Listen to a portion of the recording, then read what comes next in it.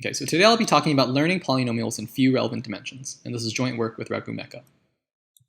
The starting point for this talk is the well-studied notion of polynomial regression, a basic instantiation of which is as follows. Say we're given samples of the form xi, yi, where xi is drawn from some distribution d, and yi is some polynomial function of xi.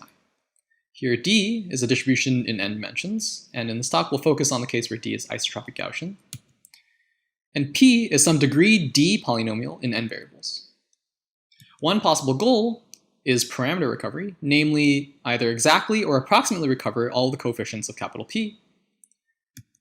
And a basic way to do this is draw enough samples that you have at least one for every coefficient of a monomial of degree d in n variables. You can then form a linear system where the unknowns are these coefficients in order to recover the parameters of P exactly. All right, so polynomial regression is an important primitive, both in practice and in theory, with applications to kernel methods and also to the best known algorithms for pack learning a variety of concept classes like constant depth circuits and intersections of half spaces. But the primary drawback is this n to the d scaling in sample complexity. Right? So the guiding question behind today's talk is, when can we hope to beat this n to the d scaling?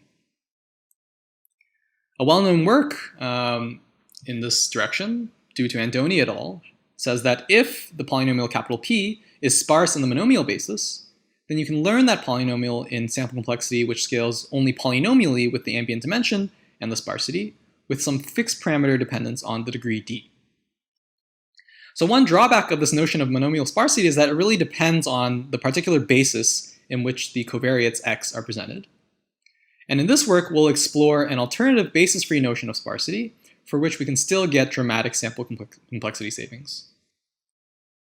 Okay, so let me dive into definitions. So we'll work with a notion that we call low-rank polynomials, which is defined as follows. So a polynomial in n variables is rank r if there exist directions v1 through vr, for which I can represent capital P as an r-variate polynomial in the linear projections of the input in the directions v1 through vr.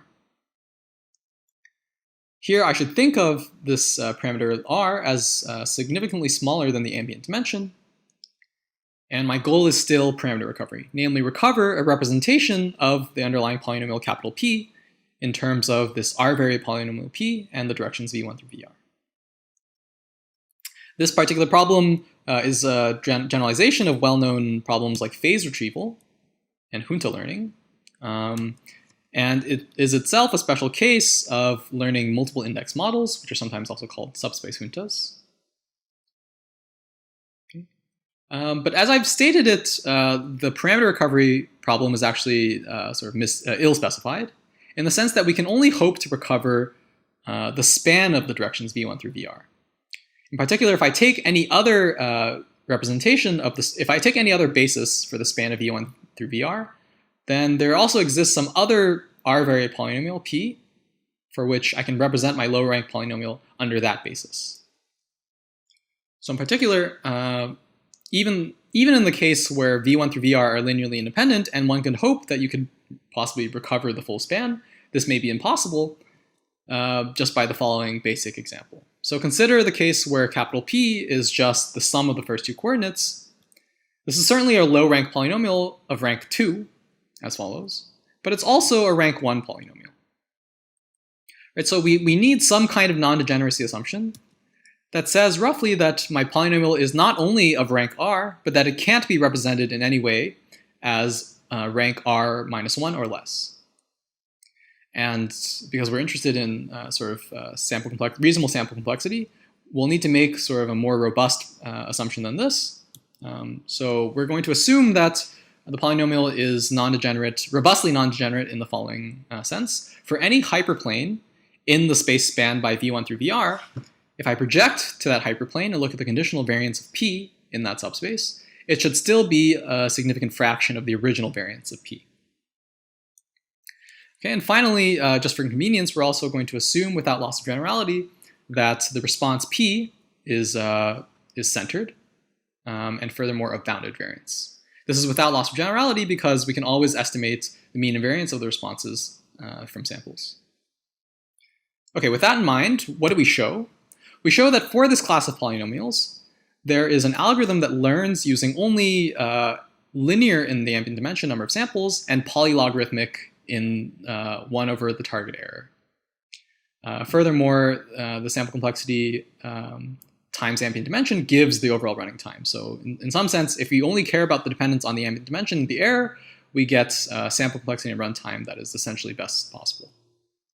Okay, so what do I mean by target error epsilon? I mean that the algorithm is going to output directions whose span is close in some appropriate notion of subspace distance to the true span. And an R-varied polynomial p hat for which the corresponding low-rank polynomial capital P hat has epsilon squared error. How the algorithm works, roughly, is that we first will use some variant of PCA to get a warm start on all parameters. And then using Riemannian optimization, we're going to boost this warm start to arbitrary accuracy. Okay, so let's first talk about how to get a warm start. And let's focus on the case of r equals 1.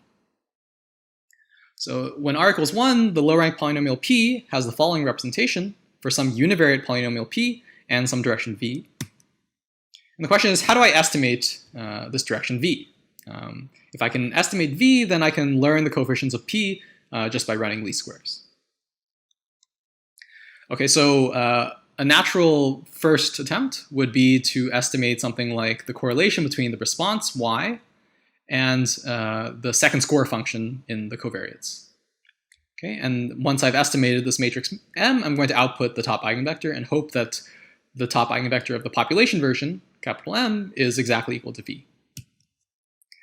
All right, so the reason this is reasonable is that if I take any direction which is orthogonal to the true direction, that's going to be in the kernel of capital M by the following straightforward calculation. On the other hand, if I look at the energy in the direction V, if this particular statistic is bounded away from 0, that tells me that the top eigenvector of capital M is indeed in the direction V. Okay, so one drawback of this is that for polynomials for which the statistic is 0, the matrix M gives us nothing. And so one reasonable workaround is to hope for some kind of transformation that you can place on the response. So if I now look at the transformed response's correlation with the second score function of x, that maybe the resulting matrix M has top eigenvector equal to V. Okay, so all the reasoning above still applies, except now I would like that the statistic expectation of phi of pg times g squared minus 1 is bounded away from 0. Okay, so let me just rewrite that at the top. I want a phi so that for any polynomial in consideration, this quantity is non-zero. Right? So how do I come up with such a phi? The basic idea is that by compactness of the set of all polynomials in consideration, namely those of bounded variance and low degree, there's going to exist some hard constant tau, so that if I look at any such p, if I'm given that the absolute value of p of g is greater than tau, then I'm guaranteed that g is far from the origin. Okay? So in some sense, the worst case polynomials for this are those for which you have a lot of oscillation in the neighborhood of the origin, and only far out from the origin can we start seeing an increase or decrease towards infinity. Okay? But by compactness, there's always going to be some threshold, so that if I condition on the value of the polynomial exceeding that threshold, then I'm guaranteed that the input is far from the origin. Okay, so that tells us what kind of transformation we might want to place. I'll look at phi, which is the indicator of the event that absolute value of y exceeds tau. So in other words, I'm going to pick out only the part of my data set for which the response is really big. Okay, so by basic calculation, the statistic that we want to bound away from 0 is at least the expectation of the indicator of this event. And then by compactness of the set of polynomials, this probability, which we know to be non-zero for any such polynomial, is going to be at least some absolute constant, which depends only on the parameters of in consideration, namely the rank, the degree, and the non-degeneracy. Okay, so that's how you get a guarantee in the case of rank 1. And now for general rank, the same argument in the previous slides essentially shows that if I look at the same matrix capital M, and I look at its top eigenvector, it's still going to be in the span of the true directions. But now the question is, how do I get the remaining directions? What we're going to do is a recursive projection and conditioning. Namely, I'm going to take all of the directions that I've learned so far and project them out, and also condition on my input having a small inner product in those directions. If I look at the resulting matrix, what we'll show is that the top eigenvector of that matrix is going to be yet another orthogonal direction in the span of the interesting subspace. And so if I repeatedly project and condition in this fashion, I'm going to end up learning all of the directions in the span. And now the point of alpha non-degeneracy is that we don't lose too much by projecting out directions we found already. Okay, so now let me talk about the second phase of the algorithm, namely boosting from a warm start. At a high level, I want to run some kind of SGD on quadratic loss to update the parameters of my estimate. But the key subtlety is that because the parameters are only identifiable up to this rotation, we have to be careful what space we descend in. Even in the case of rank 1, it turns out that if I just try doing vanilla SGD over Euclidean space, this provably fails. And you really need to ensure that the iterates for V have to have unit norm. The main reason for this is that essentially if we only, because we need to descend simultaneously on the coefficients and the vectors, vanilla SGD might lead us to points with vanishing curvature. And this is in stark contrast to the analysis for local convergence of Wirtinger flow for phase retrieval. In the case of phase retrieval, we actually know the polynomial P and only need to descend for the V. And in that case, vanilla SGD actually suffices. Okay, and in general, so what's the equivalent of maintaining unit norm for my direction V for general R? So in general, I need to ensure that my directions V1 through VR form an orthonormal basis. That is, they form a representative of a point on the Grassmannian manifold of R-dimensional subspaces of n-dimensional Euclidean space. So how do I do this? I'm going to ensure that my steps only walk on the surface of the manifold. So I'm going to have them walk along geodesics of the Grassmannian. So the basic idea is at every step I'm going to form just the vanilla stochastic gradient of the quadratic loss. I'm going to project that onto the tangent space at V. And then I'm going to walk along the geodesic, roughly speaking, an acceleration-free curve on the manifold, starting at the point V and proceeding with velocity corresponding to the projected gradient. Okay, so that's essentially how you update the iterates V. But the question is, what do we do with the coefficient iterates, the C's? Okay, so the quote-unquote right way to do this would be to both update the V's and C's simultaneously by walking along geodesics of a bigger manifold, namely that on which low-rank polynomials live. The issue is that this particular manifold, the total space of some symmetric power of the Serre twist sheaf over the Grassmannian, has geodesics which are quite tricky to write down and analyze. So what we're going to do instead is run some form of alternating minimization. Right? So instead, I'm going to do the following two steps. I'm going to either fix the coefficients and update the V's via the geodesic step I described earlier, or I'm going to fix the V's and update the coefficients via a few vanilla stochastic gradient steps in just Euclidean space. Okay? The idea for step 2 is that this is essentially just running least squares while fixing your current estimate for the directions. Right, so that's essentially the algorithm. So let me conclude now. At a high level, we give an algorithm for learning low-rank polynomials over Gaussian space with the appealing feature that the sample complexity depends near optimally on the ambient dimension and the target accuracy.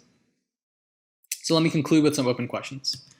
The most obvious is that right now we're getting an ineffective estimate for the dependence on the rank and the degree in the sample complexity. Because we're using compactness. But really, if you want to get sort of tight guarantees for the dependence on R&D, you'll have to look at an appropriate extremal function problem that we spell out in greater detail in the paper. The other interesting question is to extend our guarantees beyond this strong Gaussianity assumption.